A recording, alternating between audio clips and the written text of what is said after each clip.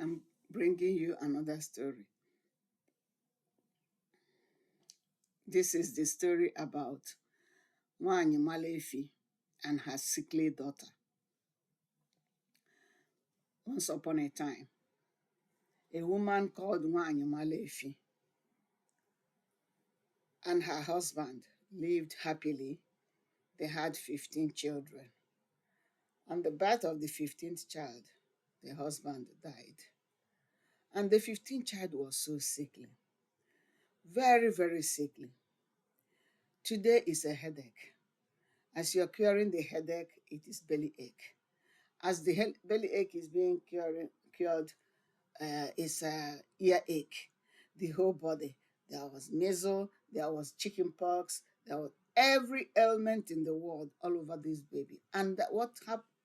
It caused was that the mother could not go anywhere, could not leave the house, could not farm, could not join the other women in doing anything because she had to stay home and look after this sickly child. Very beautiful child, but the face was riddled with chicken pox and measles spots and everything on the face. The woman was so unhappy, but she still loved her sickly child. The villagers were helping, bringing food to her, but no matter how much they bring, it would never be enough for 15 children to eat and be full. They were constantly hungry. They never had a day in which they said we had enough. The king, after some time, became tired of this and said to the woman, "You need to throw away this fifth child so that you could look after um, the other 14. If you do not do that, I will chase you out of the town and you will live with this baby and I will enslave your other 14 sons." The woman weighed the options to lose one baby girl or to lose her 14 sons. She didn't know what to do. She cried and cried. Then she took her baby girl and went into the evil forest. Under an iroko tree, she wrapped the baby very well, left the baby there for some time, and then I was still deciding what to do. She cried and went home. Every day she would go back to the forest, feed the baby, then she would go home. And as she was leaving, the baby would be crying, and she too would be crying because she didn't know what to do. At a point, she was even wishing that the baby could die so that everybody would rest. On the fourth day, when she was coming to feed the baby, she saw an old woman carrying the baby in the cloth that she wrapped the baby, and the old man was walking out of the forest. So she heaved a sigh of relief. At least somebody had taken her child. So she went home. When she reached home, she told people that an animal in the forest ate the baby, that she didn't see the baby again. Everybody mourned with her. She mourned, but she kept mourning and she kept crying and crying. She never got over the death of her daughter.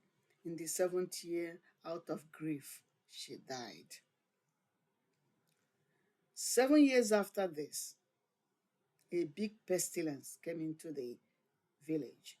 It was killing almost everybody. People were dying like flies.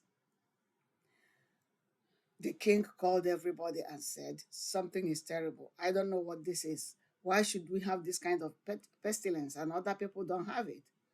Other villages are thriving and we are dying, and we are a warrior village."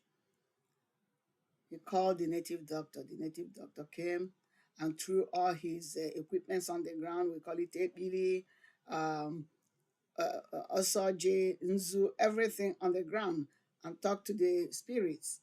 And he said, "Look, the spirit told me that there was a child that was thrown away from this village. And if we did not get that child back, everybody would die." The king did not remember Mboloma because that was the name the mother gave the child.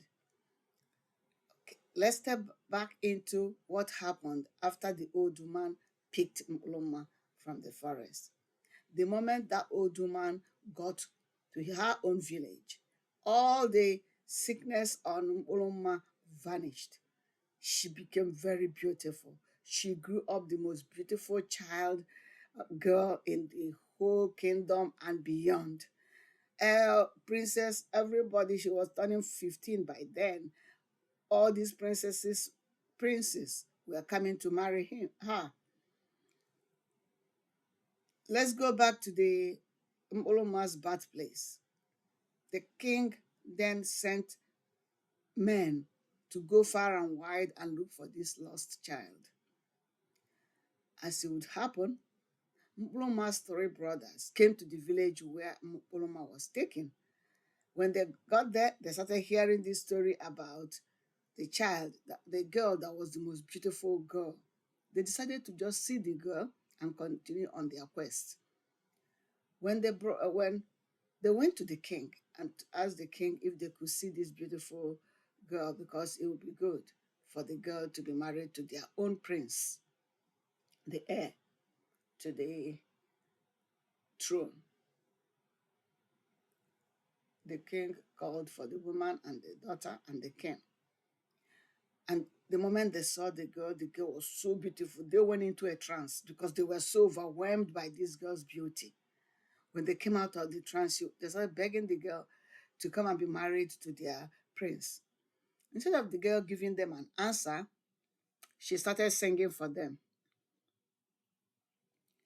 Nwanyimaluefi nje, njeleka nje, Nwanyimaluefi nje, njeleka nje, molili n'ise nje, njeleka nje, oke isi ọwụwa na-awa nje, njeleka nje, ofe alụlụ na-alụ nje, njeleka nje.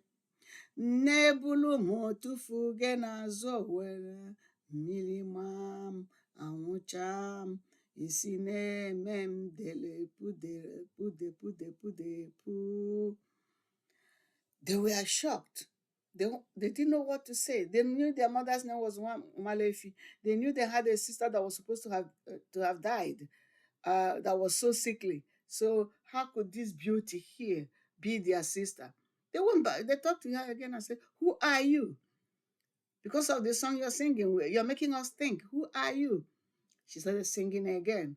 Nwanyimaluefi nje, njeleka nje, Nwanyimaluefi nje, njeleka nje, molili n'ise nje, njeleka nje, oke isi ọwụwa na-awa nje, njeleka nje, oke afọ ọlụlụ na-alụ nje, njeleka nje. Nebulu m tụfuge n'azụ Owere, mmiri maa m anwụcha m, isi na-eme m delepu. Then they were convinced that was their sister. They didn't know what to say. They decided to go home and talk to the king of their own town and went back. Told the king. The king called everybody and started asking them. Then he remembered what he did. Then he said, "What do we do to get this child back before we all die?" Onyoma, one of the chiefs, said, "Let's go and beg the king of the other town. Let's go and beg. We know we're a warrior town, but let's go and beg them. Let's kneel to them. Let's get this child back." Onyike jumped up and said, "What nonsense are you talking about?" Chief Onyike said, "A warrior town like us, kneeling, they will put shit in our mouth. Kneeling for them? For what child? For what beauty? What kind of beauty is that? What kind of child is that? After all, she's a woman. One day the breast will fall and the beauty will go. And then we would have ruined our reputation." An old man that was sitting there then said to Onyike, "Remember, it was your father then, as a chief, that advised the king to throw this child away.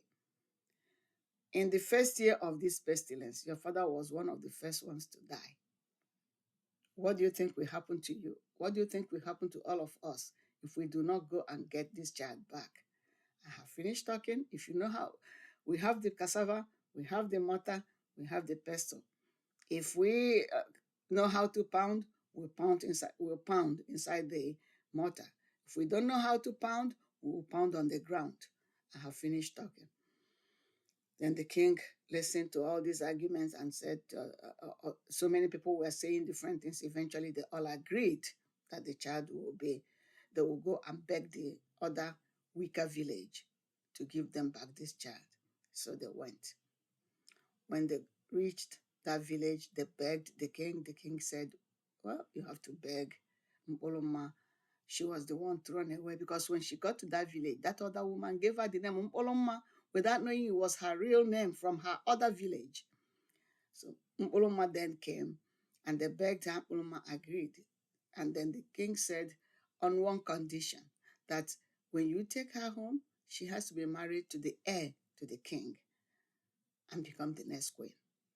They agreed. So they took the child and went home. The king's heir, the prince, married her. She became a princess. From there, the king died. She became the queen. And what that brought was that instead of fighting and war between her village and that other weak village, there was peace. They became friends. The two villages became friends because of Mpoloma. And then Mpoloma's brothers became chiefs in the village. They were given also title. They became members of the council. And then that's how peace and health was brought back into Mpoloma's village. And then there was peace between Mpoloma and the weaker, between Mpoloma's village and the other village that was supposed to be a very weak village. My story is ended.